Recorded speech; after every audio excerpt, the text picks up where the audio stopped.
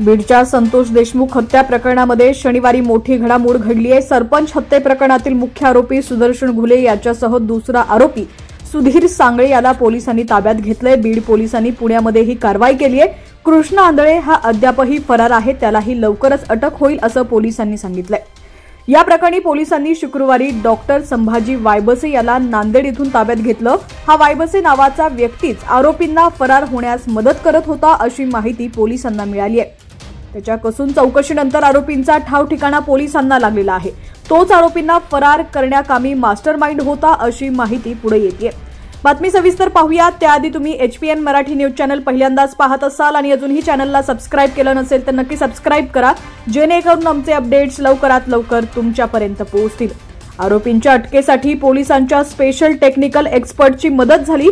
आरोपींनी मागील काही दिवसांपासून कुणाकुणाला संपर्क केला होता, ज्या दिवशी हत्या केली तेव्हा ते कुणाला बोलले याची सगळी माहिती टेक्निकल टीमनं काढलेली आहे। त्या आधारे डॉक्टर संभाजी वायबसे आणि त्यांच्या पत्नीपर्यंत पोलीस पोहोचले। बीड आणि SITनं त्याच्याकडून सगळी माहिती घेतली होती। आरोपींशी झालेल्या शेवटच्या कॉलबद्दल डॉक्टर वायबसे यांनी पोलिसांना सांगितले। आरोपी पुण्याकडे गेल्याचं समजल्यानंतर पोलिसांची टीप आरोपींच्या मार्गावर गेली आणि मुख्य आरोपी सुदर्शन घुले आणि सुधीर सांगळे यांना पोलिसांनी पकडलंय, तर कृष्णा आंधळे अजूनही फरार आहे।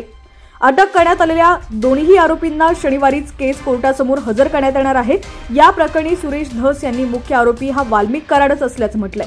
पुढच्या चौकशीत वाल्मिक कराड खुनाच्या गुन्ह्यात आरोपी होईल असं ते म्हणाले। या प्रकरणात अटक आरोपींकडून मिळालेल्या माहितीवरच पोलीस पुढील कारवाई करणार आहेत। सुदर्शन घुले आणि सुधीर सांगळे यांच्या अटकेनंतर बोलताना सुरेश धस म्हणाले की आज पकडलेले आरोपी हे मुख्य आरोपी नाहीत, मुख्य आरोपी हा आका आहे। लोकांच्या मनातला राग अजून शांत झालेला नाही। आज थोडासा राग कमी होईल, परंतु पकडले गेलेले सगळे प्यादे आहेत। मेन आरोपी आकाच आहे। विशेष म्हणजे खंडणी मागितल्याची कबुली विष्णू चाटेनं दिलेली आहे।